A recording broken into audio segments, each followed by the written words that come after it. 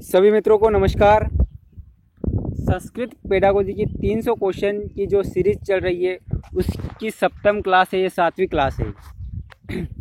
तो संस्कृत पेडागोजी की ये क्वेश्चन सीटेट, रीट और मध्य प्रदेश शिक्षक भर्ती सभी शिक्षक भर्ती परीक्षाओं के लिए बहुत ही महत्वपूर्ण क्वेश्चन है। तो इसी प्रकार के क्वेश्चन एग्जाम में पूछे जाते हैं, उनका विश्लेषण आज इसी वीडियो में करने वाले हैं। तो यहाँ पर संस्कृत पेडागोजी का पहला क्वेश्चन है, समझना एनसीईआरटी इति संस्था कस्मिन् क्षेत्रे कार्य करोति, यानी कि एनसीईआरटी जो है वो किस क्षेत्र में कार्य करती है। 4 ऑप्शन है आपके सामने, राष्ट्रीय शिक्षा क्षेत्र, राष्ट्रीय शैक्षिक अनुसंधान प्रशिक्षण परिषद, या फिर राष्ट्रीय युवा शिक्षण क्षेत्र, या फिर राष्ट्रीय विश्वविद्यालय क्षेत्र। तो यहाँ पर 2 ऑप्शन तो ऑलरेडी गलत हो चुके हैं, तो इन दोनों में कन्फ्यूज़न है। तो यहाँ पर देख लीजिए कि जो एनसीईआरटी जो है उसका सीधा संबंध होता है राष्ट्रीय शैक्षिक अनुसंधान प्रशिक्षण परिषद, इसलिए यहाँ पर बी ऑप्शन जो है वो सही होगा। अगला क्वेश्चन देखिए, अधोक्ता परीक्षा मौखिक परीक्षा या अंग नास्ति, यानी कि इनमें से एक जो ऑप्शन है वो अधोलिखित एक ऑप्शन है वो मौखिक परीक्षा का अंग जो है नहीं है। नास्ति का बिल्कुल ख्याल रखना है, यहाँ पर क्वेश्चन अच्छे से समझना है, उसके बाद ही आंसर देना है। तो यहाँ पर श्लाघा परीक्षा, ये श्लाघा परीक्षा क्या होता है, यानी कि जो शब्द है उनका अगर आपको अर्थ पता है तो उसका आंसर आपको डेफिनेटली पता है। तो यहाँ पर श्लाघा परीक्षा जो है एक शास्त्रार्थ परीक्षा होती है, उसी का एक रूप है ये। तो इसमें ये भी एक मौखिक होता है। श्लाघा परीक्षा में एक छोटी सी पतली सी एक लकड़ी की छड़ी होती है, वो उसके द्वारा शास्त्रार्थ किया जाता है। शस्त्र वेद शस्त्र जो रहता है उसमें रखा जाता है, वो लकड़ी की छड़ी उसमें रखी जाती है और वहीं से क्वेश्चन आंसर पूछे जाते हैं। तो इस प्रकार का श्लाघा परीक्षा मौखिक ही होती है। शास्त्रार्थ तो ये भी मौखिक होता है, साक्षात्कार तो मौखिक होता ही ऑलरेडी। और नीलपत्र निर्माण परीक्षा, अब ये क्या है, अगर आपको पता है तो कमेंट में बताइए कि नीलपत्र निर्माण परीक्षा क्या है। तो ऑलरेडी मैं बता देता हूँ यहाँ पर कि नीलपत्र निर्माण परीक्षा, इसका हिंदी में देख लीजिए, थोड़ा इंग्लिश में देख लीजिए। नीलपत्र यानी कि ब्लू प्रिंट निर्माण करना, यानी कि किसी भी सब्जेक्ट का जो एग्जाम के लिए ब्लू प्रिंट तैयार किया जाता है उसे ही बोलते हैं नीलपत्र निर्माण परीक्षा संस्कृत में। तो ये मौखिक नहीं होता है, नीलपत्र यानी कि ब्लू प्रिंट तैयार करना ये मौखिक नहीं होता है। नास्ति दिया तो ये अपना ऑप्शन सही हो जाएगा। अगला देखिए, ये सूक्ति ऑलरेडी कोई मतलब नहीं है। अगला देखिए, व्यवहार कौशलम इत्यस्य गुणस्य ग्रहणम कस्मात् विधेय भवति, यानी कि व्यवहार कौशल जो है उसमें गुण ग्रहण किस विधि के द्वारा होता है। पाठ्यपुस्तक विधि, व्याकरण अनुवाद विधि, पाठशाला विधि और प्रत्यक्ष विधितः, यानी कि व्यवहार कौशल जो है उसका सीधा संबंध किससे, प्रत्यक्ष विधि से। अगला देखिए, प्रोफेसर वी वकील महोदय का विधि प्रतिपादित, यानी प्रोफेसर वकील महोदय ने किस विधि का प्रतिपादन किया है। प्रत्यक्ष विधि, व्याकरण विधि, पाठ्यपुस्तक विधि या फिर व्याख्यान विधि। तो यहाँ पर देखिए प्रत्यक्ष विधि का प्रतिपादन जो है प्रोफेसर वकील महोदय ने किया है, याद रखिएगा। अगला देखिए, हर्बर्टीय पंचपदी प्रणाली जो है इत्यस्त विधे विकसितम रूपम किम, यानी कि हर्बर्ट की जो पंचपदी प्रणाली है उसका विकसित रूप कौन सा है। तो यहाँ पर विश्लेषण विधि, मूल्यांकन विधि, व्याकरण विधि या फिर व्याख्यान विधि। तो यहाँ पर जो हर्बर्ट की जो पंचपदी प्रणाली है वो है मूल्यांकन विधि का ही विकसित रूप है। अगला देखिए, भाव अभिव्यक्ति सर्वोत्तम साधनम किम, भाव अभिव्यक्ति का सर्वोत्तम विधि कौन सी है, सर्वोत्तम साधन कौन सा है।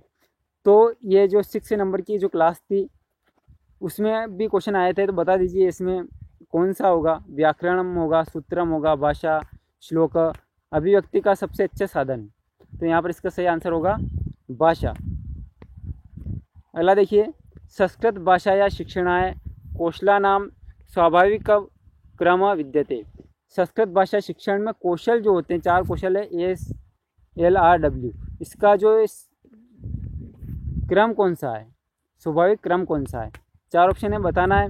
लगभग ये क्वेश्चन सभी वीडियो में लेता हूँ क्योंकि इसका जो है क्वेश्चन हर एग्जाम में पूछा जाता है, हर टेड में पूछा जाता है।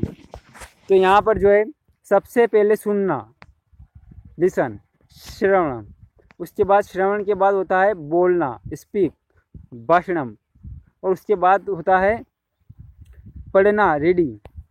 रीडिंग तो इसमें पठनम, और उसके बाद राइटिंग लास्ट में होता है डब्ल्यू, लेखनम। ठीक है ना, यानी कि इसका जो क्रम है यही रहेगा। अगला क्वेश्चन देखिए, संस्कृत शिक्षण से प्रयास स्यात्।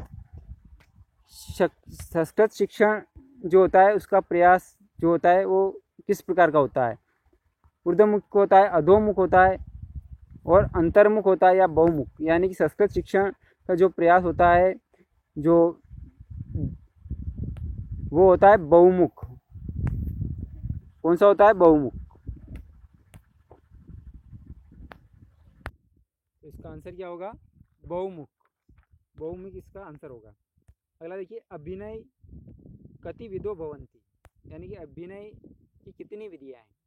तो यहाँ पर देखना है कि अभिनय जो है नाटक विधि का ही भाग है, तो उसकी 4 विधियाँ हैं, है ना, चतुर्विध। तो कौन कौन सी अगर पूछ लिया जाए तो उसमें आंगिक, और दूसरी है वाचिक, तीसरी है आहार्य, और चौथी है सात्विक। इस प्रकार से 4 विधियाँ होती है अभिनय विधि की। अगला क्वेश्चन देखते हैं, दृश्य श्रव्य साधनेषु प्रमुखम साधनम अस्ति। दृश्य श्रव्य साधन का प्रमुख साधन कौन सा है? तो यहाँ पर आकाशवाणी, पुस्तकम, अब पुस्तकम दृश्य श्रव्य तो है नहीं, काट दो। श्याम का फलम, यानी कि जो बोर्ड होता है, ब्लैक बोर्ड, ग्रीन बोर्ड, वो वाला, तो ये दृश्य ही है, केवल श्रव्य नहीं है।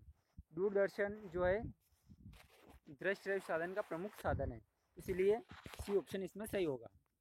अगला देखिए, दृश्य साधना नाम सर्वोत्तम साधनम वर्तते। दृश्य साधन का सर्वोत्तम साधन कौन सा है? दृश्य साधन, दृश्य के लिए सबसे सर्वोत्तम साधन कौन सा है? श्याम का फलम, यानी श्यामपट, पुस्तकम, चलचित्रम, नाटकम। तो यहाँ पर देखिए, नाटक जो दृश्य श्रव्य दोनों है, और बाकी 3 जो है दृश्य है, तो इन 3 में से अपने को लगाना है श्याम का फलम। ये सबसे उपयुक्त साधन, क्योंकि इसका जो है कॉस्ट होती है वो भी बहुत ही कम होती है, और बच्चों को समझाने के लिए भी बहुत ही अच्छा साधन दृश्य साधन है, और ये प्राचीन काल से ही बहुत लंबे समय से इसको यूज़ किया जाता है।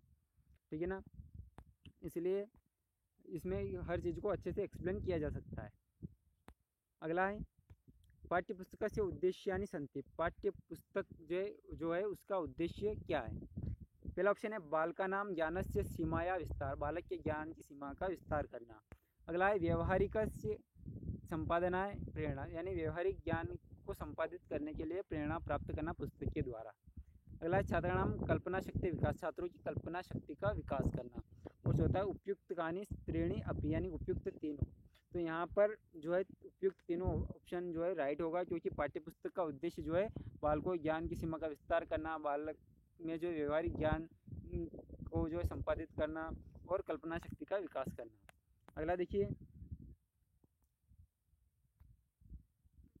संस्कृत शिक्षण से मूल्यांकन से साधनभूता भवन्ति, यानी कि संस्कृत शिक्षण जो है उसमें मूल्यांकन का साधन कौन सा है? यानी कि मूल्यांकन किसका हो सकता है?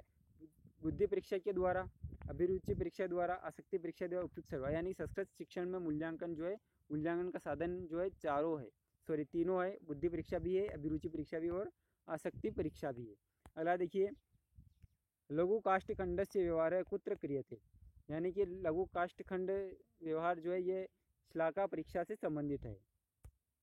अगला देखिए, उपचारात्मक शिक्षणम कर्तुम शक्यते, यानी कि उपचारात्मक शिक्षण जो है वो होता है मूल्यांकन के द्वारा और पाठ्यपुस्तक के द्वारा, गुरुमुखेन और केनपि। तो यहाँ पर जो सही होगा मूल्यांकन के द्वारा। धन्यवाद दोस्तों, मिलते हैं एक नए वीडियो के साथ।